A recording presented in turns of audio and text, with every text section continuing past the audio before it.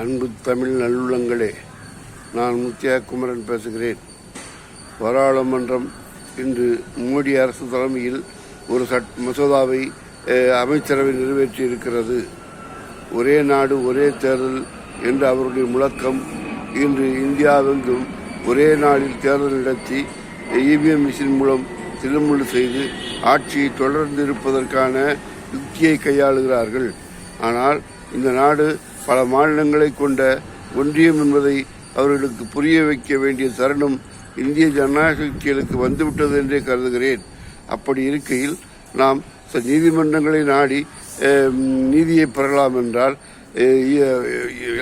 Electro மிஷினில் EVM bad மிஷினை எண்ணுவதற்கு நீதிமன்றமே மறுத்துவிட்டது. அப்படி இருக்கையில் இந்திய மக்கள் ஜனநாயகத்தை காப்பாற்ற வீதிகளில் இறங்குவதை தவிர வேறு வழி இல்லை என்றே நமக்கு தெரிகிறது.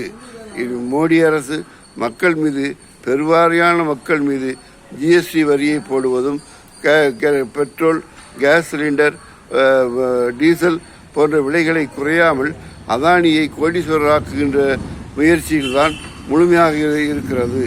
இந்திய வங்கிகளை கொள்ளையடிப்பதற்கும் இந்திய நிதி மூலதனத்தை சூறையாடுவதற்கும் வந்தவர்கள் போலவே அவர்கள் கடந்த காலங்களில் இருந்து கொண்டிருக்கிறார்கள். இன்று அமெரிக்காவிலிருந்து பிடிவாரண்டு வந்த பின்பும் அதானியை காப்பாற்றுகின்ற வேளையில் மோடி அழைந்து கொண்டிருக்கிறார். இந்தியாவில் பாராளுமன்ற ஜனநாயகம் காக்கப்பட வேண்டும் என்றால் கருத்து வேறுபாடின்றி அனைவரும் ஒரே நாடு ஒரே தேர்தல் என்ற இந்த முழக்கத்திற்கு எதிராக அணிதிரள வேண்டும்.